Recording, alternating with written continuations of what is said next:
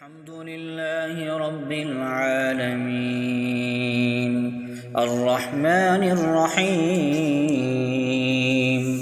مالك يوم الدين۔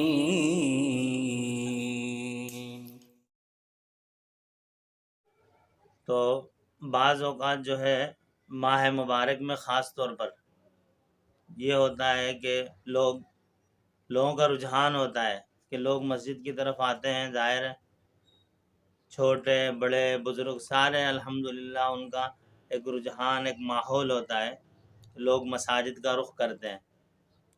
اب ہوتا یہ ہے کہ بہت سارے لوگ ایسے موقع پر وساوس پیدا کرتے ہیں لوگوں کے دل و دماغ میں،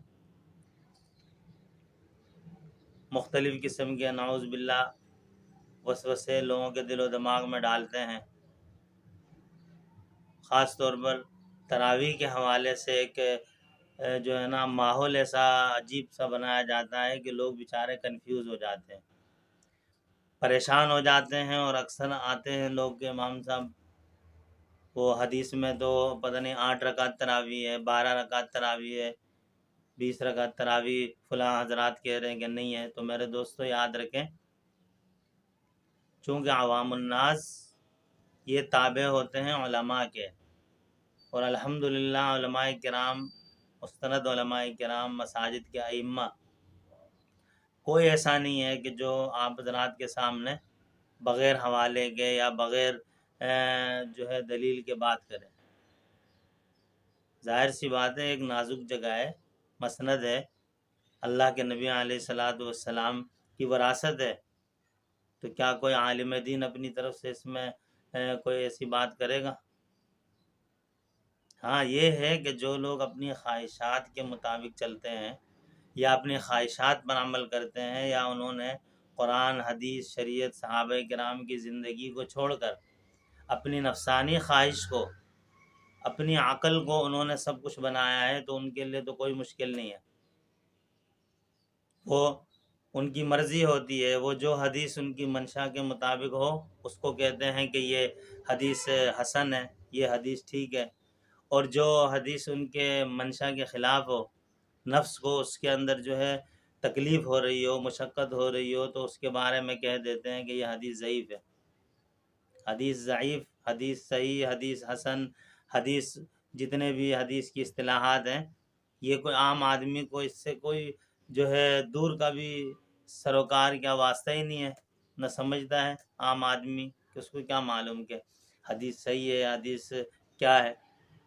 تو ایک بات ہمیشہ یاد رکھیں بس، کہ یہ ماہ مبارک کے آتے ہی بسا اوقات یہ چیز پھیلا دی جاتی ہے کہ 20 رکعت تراویح نہیں ہے، اتنی رکعتیں ہیں، نعوذ باللہ۔ ظاہر ہے 20 رکعت تراویح پڑھنے میں انسان کو تکلیف، مشقت ہوتی ہے، 8 رکعت اور 12 رکعت پڑھ کر فوراً آدمی جا کر سو جاتا ہے، یا جو بھی اپنے معمولات ہیں ان کو نمٹاتا ہے۔ تو اتنی بات یاد رکھیں، آج کی نشست میں حضرات کے سامنے صرف یہ بات عرض کرتا ہوں۔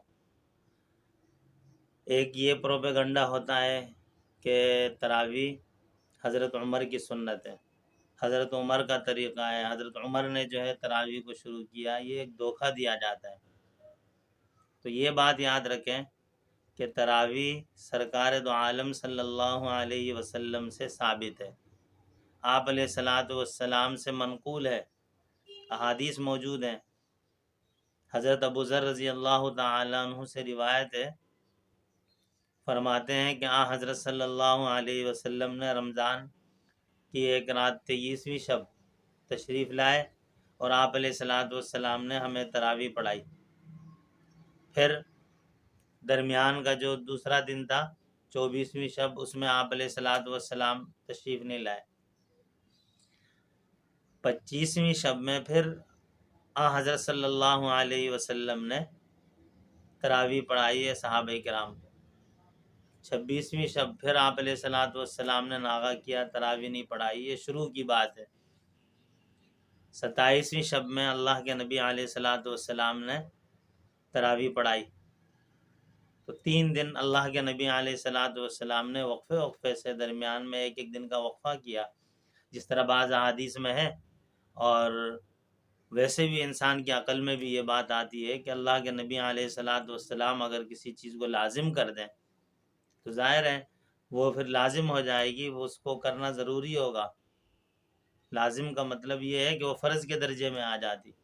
تو حضرت صلی اللہ علیہ وسلم نے ایک دن تراویح پڑھائی، دوسرے دن ناغہ کیا، پھر دوسرے دن پڑھایا، تیسرے دن پڑھائی، چوتھے دن ناغہ کیا، پھر پانچویں دن پڑھایا۔ تو اسی لیے علماء کرام فرماتے ہیں کہ یہ سنت ہے، سنت مؤکدہ ہے، جس کا ادا کرنا ضروری ہے۔ بھائی رمضان میں ویسے بھی لوگ نوافل کثرت سے پڑھتے ہیں، جتنا موقع ملتا ہے لوگ جب موقع ملتا ہے اس میں نماز پڑھتے ہیں، نوافل پڑھتے ہیں، ثواب ملتا ہے۔ تو جو چیز اللہ کے نبی علیہ الصلاۃ والسلام نے پسند فرمایا، جو چیز صحابہ کرام رضوان اللہ تعالی علیہم اجمعین نے جس پر اتفاق کیا، جن پر سارے صحابہ کرام رضوان اللہ تعالی علیہم اجمعین کا اجماع ہوا، اور پوری امت کا جس کے اوپر ایک عرصے سے عمل چلا آ رہا ہے، اس کے بارے میں یہ کہہ دینا کہ جی یہ 20 رکعت تراویح تو نہیں ہے۔ اچھا بسا اوقات جب کچھ اور نہیں ملتا تو یہ کہہ دیتے ہیں کہ یہ تراویح تو حضرت عمر رضی اللہ کے زمانے سے چل رہی ہے۔ تو یہ شکوک و شبہات کو اپنے ذہن سے ختم کرنے کے لیے میری اس بات کو ذرا غور سے سماعت فرما لیجیے گا۔ پہلی بات تو یہ ہے کہ تراویح اللہ کے نبی علیہ الصلاۃ والسلام سے ہی ثابت ہے۔ آپ علیہ السلام نے رمضان میں جس طرح بھی حدیث ابو ذر رضی اللہ تعالیٰ عنہ کی میں نے بیان کیا، اس میں ہے کہ آپ علیہ الصلاۃ والسلام نے تراویح پڑھائی ہے۔ پھر دوسری احادیث کے اندر اس کی پوری تفصیلات موجود ہیں کہ 20 رکعت تراویح پڑھائی، 20 رکعت تراویح اللہ کے نبی علیہ السلام سے منقول ہے۔ تو پہلی چیز یاد رکھیں کہ تراویح کا ثبوت سرکار دو عالم صلی اللہ علیہ وسلم سے ہی ہے۔ آپ علیہ الصلاۃ والسلام نے تراویح پڑھائی ہے۔ تراویح سنت علی المؤکدہ ہے، یعنی پڑھنا اس کا ضروری ہے، ترک کرنے والا گنہگار ہوگا۔ پھر اس کے بعد مختلف صحابہ کرام رضوان اللہ تعالی علیہم اجمعین سے جو ہے احادیث منقول ہیں کہ آپ علیہ حضرت عبداللہ بن عباس رضی اللہ تعالی عنہ سے روایت ہے کہ حضرت صلی اللہ علیہ وسلم نے تراویح پڑھائی، اور تراویح کی تعداد انہوں نے بیان کی کہ 20 رکعت ہے۔ عبداللہ بن عباس رضی اللہ اس حدیث کو روایت کرتے ہیں۔ اب بعض حضرات نے اس کو بغیر کسی تحقیق کے، بغیر کسی جو ہے علمی بحث کے ڈائریکٹلی ان کو کہہ دیا کہ یہ حدیث ضعیف ہے، من گڑت ہے، نعوذ باللہ۔ تو حضرت جابر ابن عبداللہ رضی اللہ تعالیٰ عنہ فرماتے ہیں کہ رسول اللہ صلی اللہ علیہ وسلم تشریف لائے اور آپ علیہ الصلاۃ والسلام نے 24 رکعتیں پڑھائی ہیں اور 3 رکعت وتر پڑھائے ہیں۔ تو ظاہر سی بات ہے جماعت کے ساتھ کون سی نمازیں پڑھائی جاتی ہیں؟ فرض نماز، اور تراویح رمضان کا موقع ہے، اور 3 رکعت وتر بھی رمضان میں جماعت کے ساتھ پڑھی جاتی ہے۔ تو 4 رکعت فرض نماز اللہ کے نبی نے پڑھائی، 20 رکعت تراویح پڑھائی، اور 3 رکعتیں اللہ کے نبی علیہ السلام نے وتر پڑھائی ہیں۔ تو یہ 20 رکعت کا ثبوت ہے۔ اور اسی طریقے سے آگے حضرت عمر رضی اللہ تعالیٰ عنہ کی طرف جو نسبت کی جاتی ہے، وہ حقیقت میں اس کی حقیقت اور اصل یہ ہے کہ حضرت عمر رضی اللہ تعالیٰ عنہ نے باقاعدہ جو ہے صحابہ کرام کے مشورے سے، اجماع سے یہ کیا تھا کہ ایک قاری کے اوپر تمام لوگوں کو جمع کیا تھا کہ متفرق طور پر لوگ الگ الگ دھڑے اور الگ الگ ٹکڑوں میں نہ بٹیں۔ ایک امام کے اوپر انہوں نے سب کا اتفاق کیا کہ بھائی سارے جمع ہو کر ایک جگہ میں تراویح پڑھ لیا کریں، ایک بات۔ اور دوسری بات یہ ہے کہ اللہ کے نبی علیہ السلام کی حدیث ہے، آپ نے ارشاد فرمایا کہ فعلیکم سنتی و سنت الخلفاء الراشدین المہدیین، کہ تم پر میری سنت، میرا طریقہ اور میرے صحابہ کا طریقہ، اس کو لازم پکڑنا ضروری ہے تمہارے لیے۔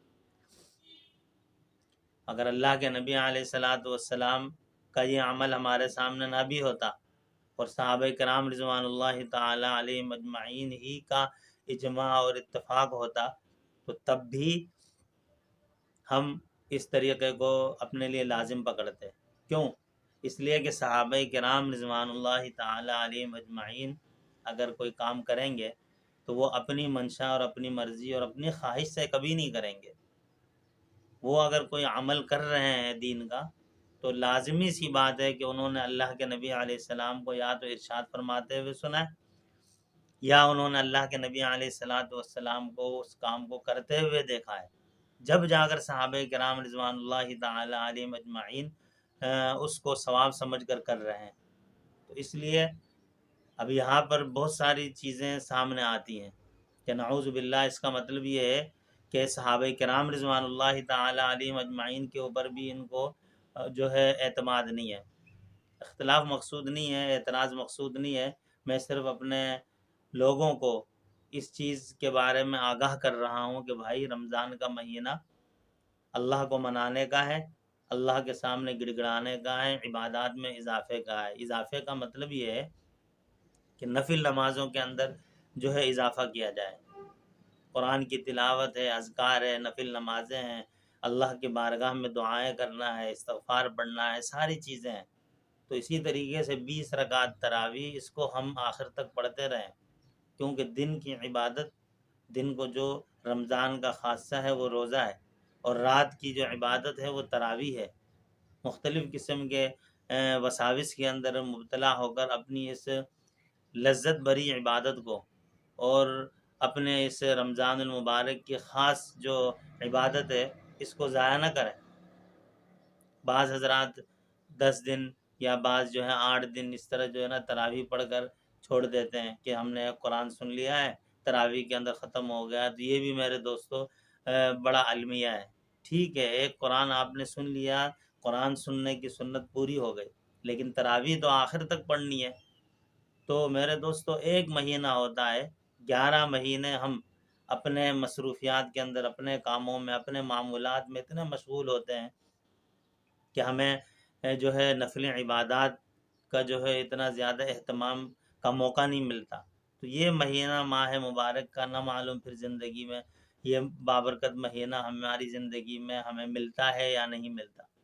تو اس کو غنیمت جانیں، ان تمام چیزوں سے اپنے آپ کو جو ہے، جو ممنوعات ہیں ان سے بچائیں، جو اوامر ہیں، شریعت کے جو احکامات ہیں ان کو لازم پکڑیں، کسی وسوسے ڈالنے کے وسوسے سے اور کسی شریر کی شرارت سے اور کسی توہم پیدا کرنے والے کے وہم سے اپنے آپ کو دور رکھیں۔ اپنی مساجد کے ائمہ سے، علماء کرام سے اپنے تعلق کو مضبوط رکھیں، انشاءاللہ العزیز آپ نہیں پھسلیں گے، آپ ڈگمگائیں گے نہیں، کہیں جو ہے ٹھوکر نہیں کھائیں گے۔ کیوں؟ اس لیے کہ آپ کے مسجد کے امام صاحب 24 گھنٹے آپ کے سامنے ہیں، 5 وقت نماز میں آپ ان کو دیکھ رہے ہیں، کوئی بات ہو آپ ان سے پوچھیں، آپ کے سامنے ساری چیزیں ظاہر ہوں گی۔ سوال وہ کریں کہ جس کا تک بنتا ہو۔ مثلا ایک آدمی ہے، اب بالکل ان پڑھ ہے، دینی علوم سے بالکل اس کی ناواقفیت ہی نہیں ہے، ناواقف ہے وہ، اور وہ آ کر کسی کے کہنے پہ کہتا ہے کہ امام صاحب بخاری شریف کے اندر فلاں حدیث ہے، آپ مجھے دکھا دیں۔ اب امام صاحب اس کو سب سے پہلی چیز تو یہ ہے کہ وقت فارغ کریں، پھر بخاری شریف کی وہ حدیث ڈھونڈیں، پھر اس کے سامنے رکھیں، تو اس کو کیا سمجھ آئے گا؟ بخاری شریف تو کوئی اردو میں لکھی ہوئی چیز تو ہے نہیں کہ ہم لا کر اس کو رکھ دیں۔ شروحات میں تو لوگ اپنی طرف سے بھی اضافے کر دیتے ہیں۔ اصل تو جو نسخہ ہوتا ہے وہ عربی کا نسخہ ہے، جو اصل عبارت ہوتی ہے وہ عربی میں ہوتی ہے۔ اب اس سے اس کا کیا دور کا بھی واسطہ نہیں ہے۔ تو اس لیے ایسی بات کریں، ہم اپنے علماء پہ اعتماد کریں، ان سے پوچھیں، اگر ائمہ بتا رہے ہیں تو اس پہ یقین کریں۔ ورنہ ہوتا کیا ہے کہ لوگ اس طرح سہولت پسندی کے لیے اور اپنی ذہنی عیاشی کے لیے اور اپنی جو ہے خواہش کے لیے اور اپنے آرام کے لیے مختلف لوگوں کے ہاتھوں میں چلے جاتے ہیں۔ وہ مسائل ان کو بتاتے ہیں جس سے ان کی جو ہے نفسانی خواہش پوری ہوتی ہے۔ معاملات کے اندر، مسائل کے اندر میرے دوستو، ہم انہی چیزوں کو فوکس رکھیں جو اللہ کا حکم ہے، اللہ کے نبی کا طریقہ ہے، صحابہ کرام، اولیاء کرام اور ادلہ اربعہ سے جو چیزیں ہمارے سامنے آتی ہیں ہم ان کو لیں، اپنی خواہشات کے پیچھے نہ پڑیں۔ تو ماہ مبارک کا یہ بابرکت مہینہ آنے والا ہے، تراویح کے حوالے سے جو مختلف قسم کی باتیں اور اشتہار بازی بھی ہوتی ہے، بحث مباحثے ہوتے ہیں، ہمیں کسی چیز کی کرنے کی ضرورت نہیں ہے۔ ہم خاموشی سے اللہ کی طرف رجوع کریں، اپنا تعلق اللہ سے جوڑیں، دن میں اپنی جو ہے نمازیں، روزہ، عبادات اور اپنا جو حلال روزگار جس کا ہے جتنا موقع ملتا ہے وہ اتنے وقت کو ہم بروئے کار لائیں، اور اسی طریقے سے تراویح کو جو ہے پابندی سے ہم پڑھنے کی کوشش کریں۔ اللہ جل شانہ ہمیں ان باتوں کو سمجھنے اور عمل کی توفیق عطا فرمائے۔